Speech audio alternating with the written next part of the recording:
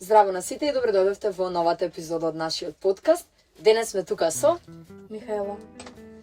Здраво, Михаела. Ние денес ќе ти поставиме неколку прашања да се запознаеме повеќе со твојот волонтерски ангажман и со нешто кое што ти го работиш во Црвен крст, односно поконкретно ќе си разговараме за првата помош. Па ќе започнам од твојот почеток. Кои беа твоите почетоци во Црвен крст? Кога почна да волонтираш?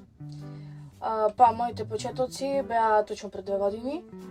Почнав да волонтирам со желба да положам прва помош, ама на крај завршив на многу други активности и се пронајдов прилично во Црвен крст. И да, продолжив едноставно да волонтирам и покрај првата помош сега сум дел од координативно тело. Значи, веќе спомна дека си почнала поради тоа што си сакала прва помош. Дали имаше некоја друга мотивација или буквално дојде за да положиш прва помош и само се вклучи? Да, буквално дојдов само прва помош да положам и желба ми беше да одам на надпреварот по прва помош, да учествувам. Но на крај не учествував на надпреварот по прва помош, но учествував на многу други активности кои што ми беа супер искуство. Значи, всушност, преку првата помош навлезе повеќе во клуб на млади во тоа волонтирање. Доста интересно, за сега сме немале баш такво искуство, повеќе си доаѓале онака за слободни активности. Какво е твоето искуство? Дали сметаш дека секогаш е добро, позитивно, да речам лесно да се волонтира или пак понекогаш има и некои препреки, некои проблеми? Секако дека има препреки, но во глобала е интересно, бидејќи најважна е дружбата и секако тимското работење на целиот тим во било која активност. Како волонтер не гледам никакви потешкоти, ама како прва помош секако дека при настани кога има различни случаи повреди се соочуваме со секакви предизвици. Да, значи тој дел е малку потежок. Да. Сметаш? Значи треба малку посигурни да влеземе во тој дел и малку повеќе Да, дефинитивно. Да знаеме дека точно тоа го сакаме. Кажи ни каков беше твојот пат од волонтер до член на координативно тело? На почетокот кога почнав да волонтирам немав никаква идеја искрено да станам дел од координативно тело, бидејќи не сметав дека во тој момент сум доволно спремна за такво нешто. Но со тек на волонтирањето и сите искуства кои што ги стекнав, сметам дека се изградив и како личност и дека можам да придонесам и за клубот на млади, затоа и прифатив да сум координативно. И да, сега сум задоволна. Значи, дали требаше некој момент да се одлучиш, да размислиш или пак си рече, пример, од утре се пријавувам и нема понатаму никакво размислување? Ми требаше да размислам, да, затоа што пак кој што реков не сакав да земам толку голема одговорност, пошто сметам дека е одговорност нормално. Ама после видов дека едноставно сметав дека сум способна за нештото, па после одредено размислување прифатив. Рече дека си дошла во Црвен крст да положиш обука по прва помош, тоа те внесло после во клуб на млади. Дали мислиш дека откако научи прва помош, ето откако работеше на терен и виде како е вистина, имаш поголема љубов или пак малку повеќе ти е страф од нештото и веќе мислиш дека можеби не е за тебе? Не, бидејќи љубовта за медицината имам одамна, исто така и првата помош е дел од медицина нормално и со сите настани и нормално стекнување на повеќе искуства и други случаи кои што сме ги имале, можам да кажам дека да ми се зголеми љубовта кон првата помош, но и подобро сватив која е одговорноста на еден обучен по прва помош и работење на таков настан, бидејќи сепак се работи за човечки живот и животот на таа личност е во наши раце. Дали мислиш дека пред да се вклучиш во првата помош, сваќаше вистина колку е голема врската? Дефинитивно не. Бидејќи како сите луѓе што не сваќаат на почеток нормално кога пред да положат прва помош, сите сметаме дека и знаеме да помогнеме без да имаме таква обука, ама не е така. Во реална ситуација се соочуваме со предизвикот прво свесно да реагираме и да помогнеме, а второ со борба со себе си, бидејќи сепак стравот е голем во таква ситуација. И сватив дека не е нешто едноставно. Дали мислиш дека од акција на акција или од некоја интервенција на интервенција стравот е помал или исто е? Да, со тек на време, секако со повеќе искуство да речам, и повеќе случаи на настани, да, се намалува стравот бидејќи се е до навиката, ама првите неколку случаи што ќе ги има некои се прилично стресни. Да, значи спомна дека пред да си ја поминеш обуката, не си знаела точно колкава одговорност е, иако си знаела дека е одговорност. Како изгледа таа обука? Што е всушност една обука по прва помош? Па во глобала обука по прва помош имаме теорија и многу пракса. Секако преку симулации на вистински ситуации покрај теоријата што ја имаме за учење, ги вежбаме повредите. Да, многу пракса и сепак тоа не може да не спреми за вистинска ситуација, ама колку толку помага за. Дали секој може да биде обучен по прва помош? Кој може да се пријави на оваа обука? Секој. Јас сметам дека добро е секој што смета дека е способен да помогне во таква ситуација да се обучи по прва помош, бидејќи сепак се случува некогаш пред нас да се случи нешто и мислам дека првите минути се најважни. И најважно е правилно да се пружи таа помош и да делуваме, мислам да помогнеме на животот на човекот бидејќи сепак е важен. Колку дена траеше оваа обука? Дали беше повеќе дневна, по повеќе сати во денот? Па обуката не знам точно, ама мислам дека траеше околу 1 месец, ама не беше секој ден. Ама бевме по неколку сати со пракса и теорија цело време. Да, дали мислиш дека, пример, доколку некој моментално се мисли дали да положи прва помош, би имал доволно време како средношколец да одвои за да се посвети да оди во Црвен крст и да ја слуша таа обука? Да, има време за да помине обуката, бидејќи сепак зависно од предавачот, флексибилни се и може да излезат во пресред. Ако се пропушти една обука на наредната ќе се објасни другото, така да мислам дека тоа што одиме на училиште не е никаква пречка за да се помине обуката. Дали има ова обука, да речам, како два дела? Дали имаме теорија и практичен дел или се вежба само едното? Има и теорија и практичен дел, но фокусот е на практичниот дел. Да, дали бидејќи нели првата помош е различна сепак од докторите, не секогаш тие се баш едуцирани специфично за медицина. Дали сметаш дека е битно да се знаат сите функции, пример на човечкото тело и се како доаѓа до таа ситуација? Или повеќе фокусот е ставен на како да се помогне во моментот? Па дефинитивно фокусот е ставен како да се помогне во моментот, бидејќи нема доволно време за да се научи целата анатомија и физиологија на човекот, секако. Мене ми помага, пример, тоа што сум средно медицинско, ама има деца кои што се во други училишта, па немаат потреба тоа да го знаат. Најважно е да се реагира правилно во ситуацијата. Да знаеме што е повредата и да знаеме како треба да изреагираме во моментот. Да, значи прва помош е сепак една обука која што мора да се положи, не може секој да отиде на обуката и да е сертифицирано лице по прва помош. Како изгледа едно полагање по прва помош? Па полагање по прва помош имаме 3 или 4 симулации на вистински ситуации.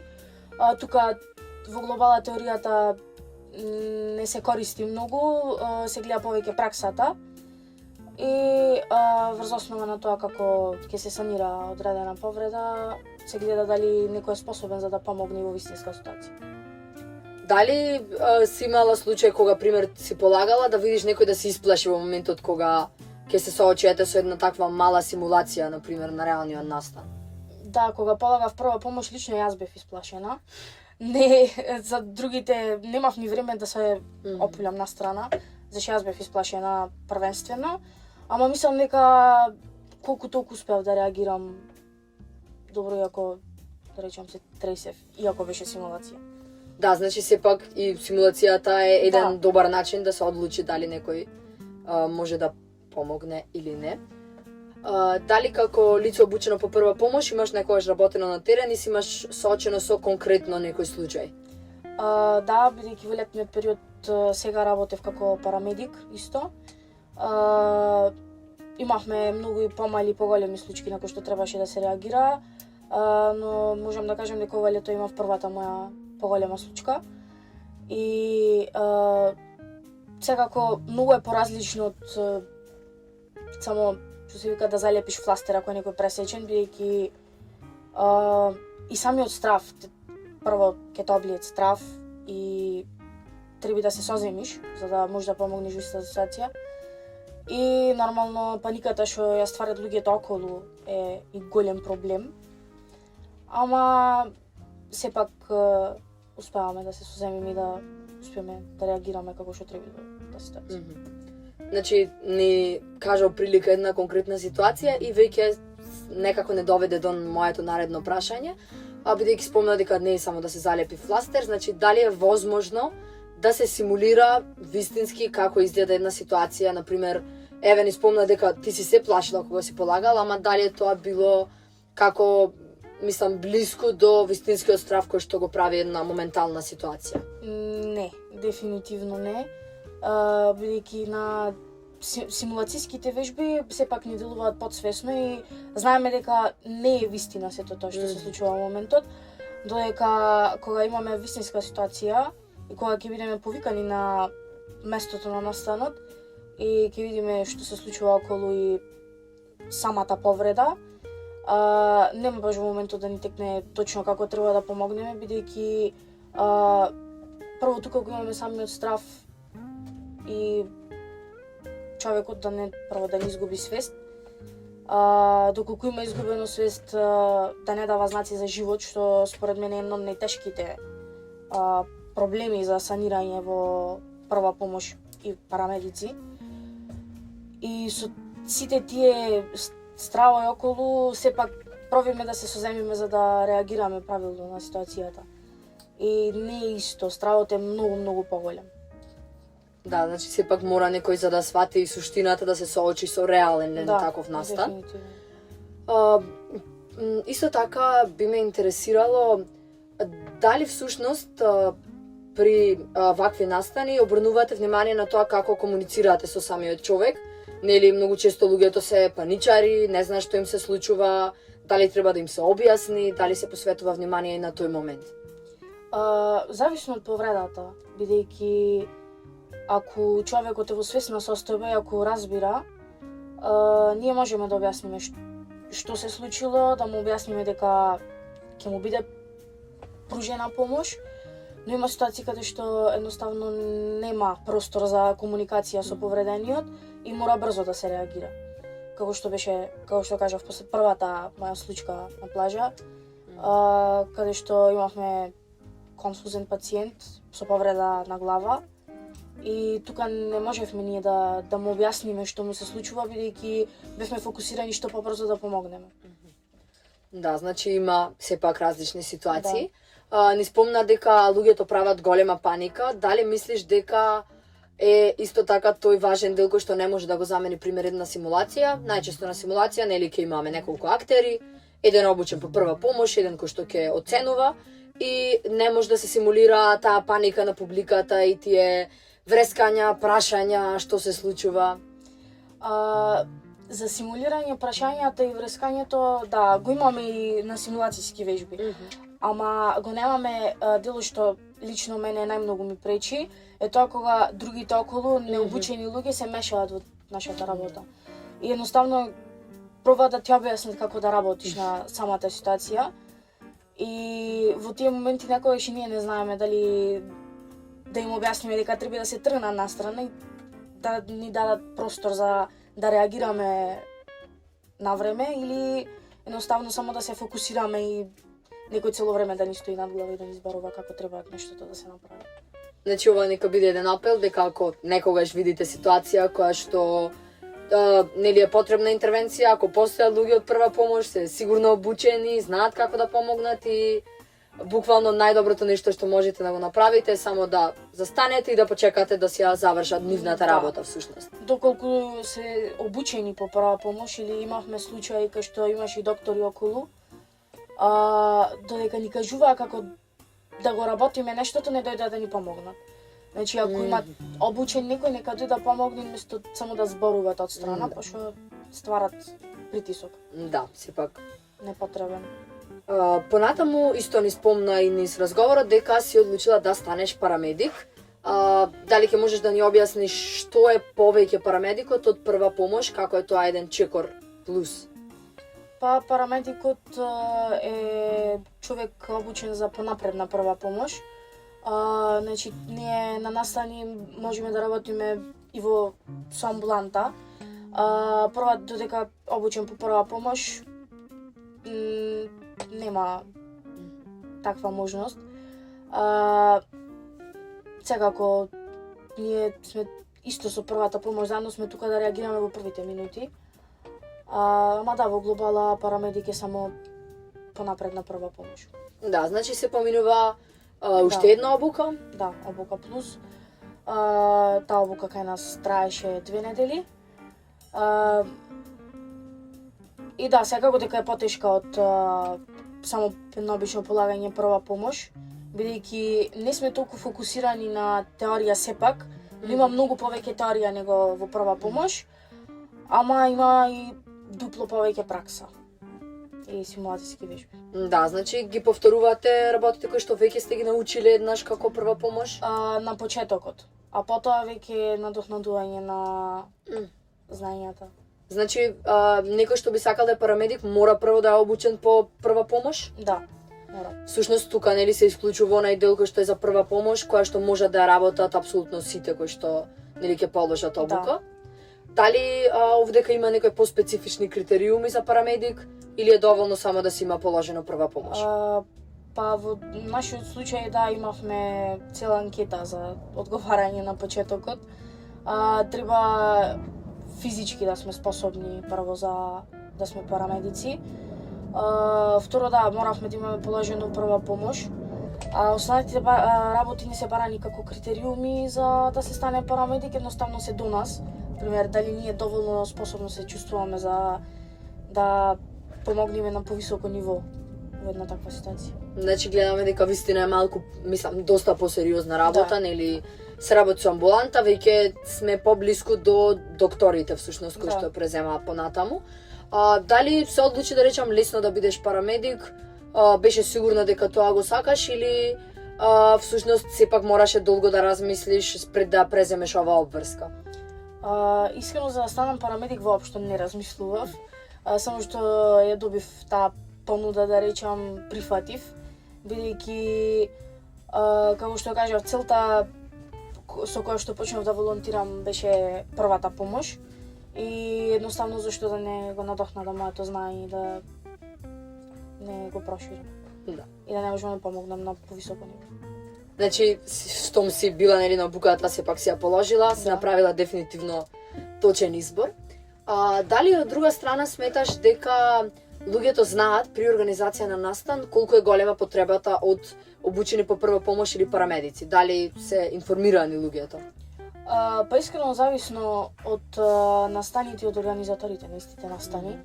На некои настани да, повикани сме во многу поголем број како парамедици и прва помош и тие настани се да речам во сигурни раце се обезбедени од наша страна, но има настани каде што сме пример само тројца, ама е голем настан каде што пример ако има 2 повреди во исто време немаме можност да реагираме, така да како што кажа зависно од организаторите и настаните кои што се организирани. Значи имаме и запознаени Да, организатори. има и запознаени, но има и луѓе кои што не се запознаени со важноста. Да, мислам дека еве со ова видео би се прикажало дека всушност е многу важно, или некогаш може да се случат работи кои што никој не ги очекува, па подобро да сме спремни однапред. Да. Дали постои некое мислење, како некоја мисконцепција која што луѓето ја имаат за прикажување прва помош? Нешто всушност луѓето да мислат дека се прикажува прва помош на еден начин, а всушност да е сосема спротивно. Па да, како што споменав и преска, луѓето мислат дека може да пружат прва помош и без таа обука. Сепак, да, во одредени ситуации каде што е полесна повреда, може да пружиме прва помош. Но има ситуации каде што без обука, ако направиме и најмала грешка, ќе не чини живот. Така да, тоа е да речам, најголемото недоразбирање кај луѓе што мислат дека може да помогнат и без обука. Значи, би ги советувала ли луѓето кои што не се сигурни при помагање да не помагаат и да чекаат на првата помош или пак да пробаат да си преземат работите? Па, сметам дека ако се сигурни дека можат да ја решат ситуацијата на начин како што знаат, дека треба да помогнат сепак затоа што пое да се пружи прва помош место да се остави човекот така сам на себе. Ама сепак сметам дека ако не е некој доволно сигурен да пружи помош, дека треба да се повлечи да дозволи на некој што е способен да го направи тоа. Да, дефинитивно, значи сепак зависи повторно од ситуацијата. Која повреда мислиш дека е најтешка за да се справиш во моментот? Не мора да е конкретно што ти се случила тебе, нешто кое што е така позахтевно. Па, според мене има 3. Кога имаме деца, во глобала било каква повреда на дете, да речам, тешка е за да се поднеси некако, крварење и според мене кога пациентот не дава знаци на живот. Кога треба да се даде срцево-белодробно оживување. И да, тие 3 се. Да, значи сепак нормално таква е првата помош, има тешки ситуации, но целта е да се надминат. Дали, бидејќи не спомна дека имаш голема љубов кон првата помош, си дошла во Црвен крст поради тоа за парамедик не ни си размислувала, имаш некои цели понатаму некаде да ја насочиш твојата љубов кон првата помош? Па искрено додека сум тука и додека волонтирам во Црвен крст, би сакала заедно со моите други колеги можеби да едуцираме што повеќе луѓе и да ги обучиме за прва помош. Бидејќи сметам дека што повеќе луѓе знаат прва помош, што ќе е посигурно наоколу. И исто така понатака да продолжам со медицина. Дали во секојдневниот живот си забележала некако дека ти се наоѓаат знаењата од прва помош? Да, можам да кажам дека ми помогна и во општо за било која друга ситуација. Посвојствено и брзо да размислам за нешто без да паничам во ситуацијата. На тој начин да многу ме помогнат. Значи всушност и за работи кои што се скроз неповрзани, да речам, со прва помош. Значи имаме многу работи кои што подсвесно се учат во текот на тоа. Веќе ни спомна дека моментално не си само член на прва помош, не си само парамедик, си волонтираш и настрана во други активности. Значи дека си активен член на Црвен крст. Што мислиш дека научи од друга страна пак конкретно од Црвен крст, дали разви некои вештини кои што би сакала да ги споделиш? Па од Црвен крст првенствено многу пораснав како личност.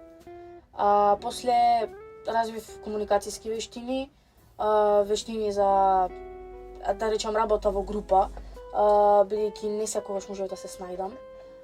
Сега знам и како да речам да водам една група и заедно да стигнеме до одредена цел.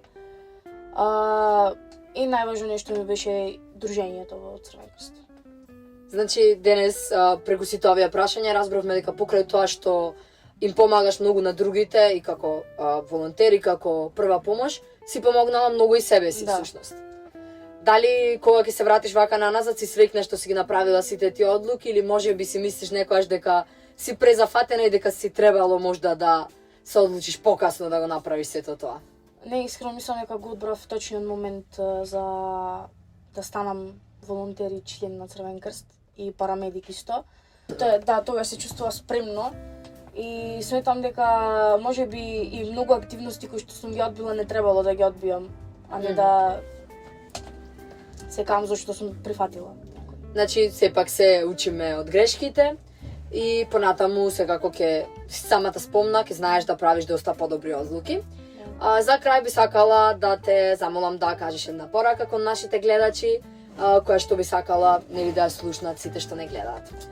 Па, искрено кратко ќе кажам, би сакала секој кој што има можност да волонтира да се пријави да волонтира, бидејќи тоа е едно одлично искуство и исто многу пати спомнато уназад што кажав, да се положи прва помош е важно.